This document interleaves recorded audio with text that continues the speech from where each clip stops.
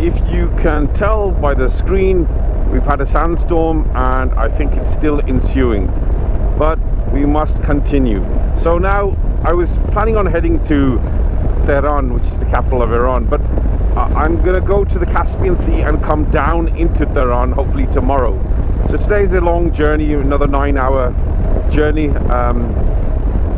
but it will be along the Caspian Sea, and I've really missed water, so it's quite desolate, Iran, I've found, other than the oasis, which is the people. They are so friendly. Last night the people who helped me invited me to their home, and mother-in-law, father-in-law, sister, brother-in-law, everyone was there, and we sort of met up around, I don't know, maybe 9:30, but it didn't end until 2:30 in the morning, and even then I had to insist that they need sleep and they should go to bed. I got back to the hotel by 3, didn't sleep till about 3:30, 4, and I was up at 6, and I'm really shattered. Not a good day to have a long ride, but what can you do? But I have to say that the people that I met yesterday really instilled in me a confidence in humanity that I've yet to have felt. So yeah, it was a good day. It was a very good day.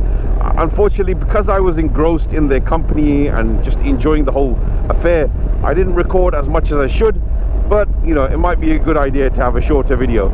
Only problem I've got is it's very hard for me to upload from my GoPro onto my phone. I don't know why, but whilst I've been in Iran, it's been extremely difficult. I'm not sure if they have some kind of lock on Wi-Fi's and downloading or Bluetooth, I don't know, but a dampener there definitely is.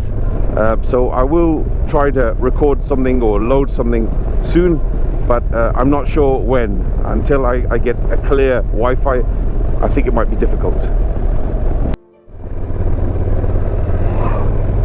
So finally I have some bendy roads, some twisties in Iran. Yesterday when we were chatting, they said, look, take this route, it's much more nicer for the motorbike, and I accepted their proposition, though I must confess, because this is much longer in terms of time rather than duration, I wasn't sure whether it would be better to go by motorway. But you know, when somebody offers its route, not to accept. So here we are, and with this sort of dust cloud looming, visibility isn't great, but I guess at the speed I'm going at, I don't need that much visibility. I still need some. Well, time to sign off for now. Well folks, I just wanted to show you this. There's constant rockfall. They clear it, and then if there's any rain, it falls again. You can see all the rocks accumulated by the side of the road.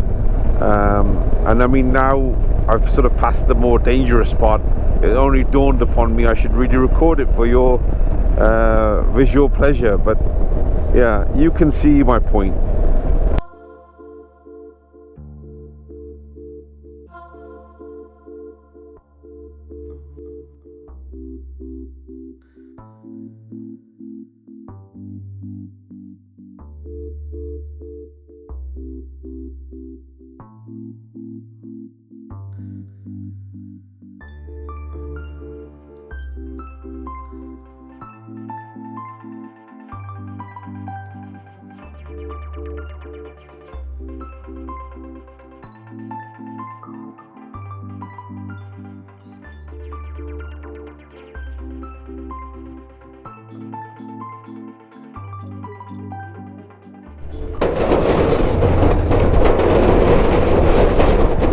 Good old rickety bridges.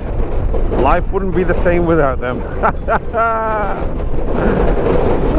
Folks, I'm just passing through a village in Iran, heading towards the Caspian Sea, and again, more and more rice paddies. And the way the houses are designed and the greenery that we're seeing now, other than the Arabic writing on the doors, honestly, you could easily be confused with the idea that this is the Far East, Indonesia, Surabaya, or Thailand, and I don't know, Sukhothai, or somewhere else. The Philippines, maybe La Union, somewhere where regularly people plant rice. But it's still Iran, and I mean, I now fully appreciate that Whoa, that truck has got some loud brakes. So now I appreciate that Iran does have more than one season, even though up until this point it's just been barren land, and it's great for a short while, but after a while you want to see some greenery, and we're seeing it now, are we not? I think we are. Right, let me head on.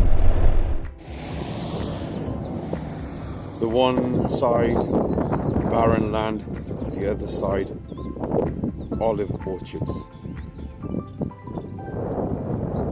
Maybe rightfully mistaken if they thought this was somewhere in the Far East, rice paddies and whatnot, but actually this is Iran, near the Caspian Sea.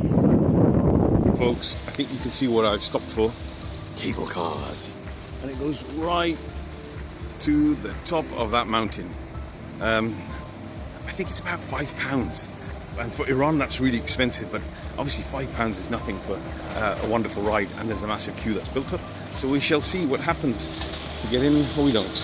So folks, sorry for the shaky little video here, but I'm going to show you something a little more interesting than my disheveled, broken face. So bear with me one sec. So we're on a cable car, and I know it's not the kind of journey one expects to see or do, or trip rather, when you're on a motorcycle going cross-continent, but I just rode underneath. I've been riding for about 6 hours. I was absolutely shattered, and then I saw this and I thought, you know what, I've got to do it. So up and away we go. You see the Caspian Sea.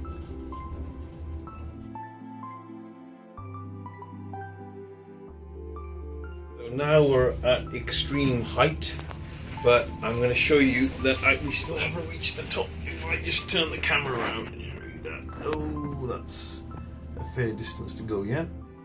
On arriving at the top, I realized there's a hike all the way to the summit of this hill.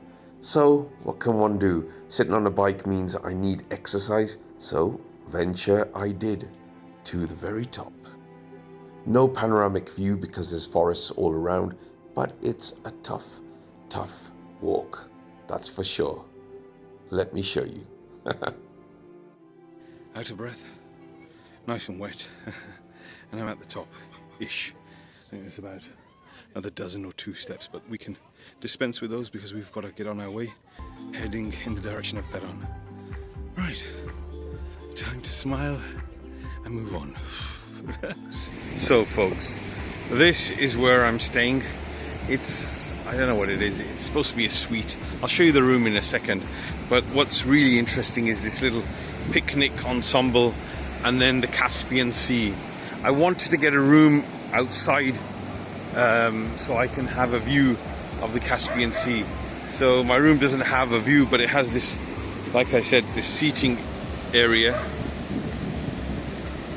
Let's just show you this properly. Not a sea per se, but known as the Caspian Sea. I think it's more of a lake than anything else. So that's my motorcycle, as you can see, so it's visible from my room. And this is the room, bear with me. So it's supposed to be a suite. It's a television, a bed, a little kitchenette, a little seating arrangement. She is obviously deep in thought, but what thought covets my brain is the fact that I have no more money left.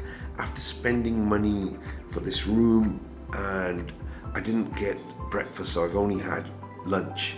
That has emptied me bone dry. They say no money, no honey, but in this case, honey meaning petrol, accommodation and food, and I have no money. So what I'll do is I'll drink water of an evening, that's what I do, and then I'll head towards Tehran and hope to find a money changer where I can change some money into Real. So until then, goodbye.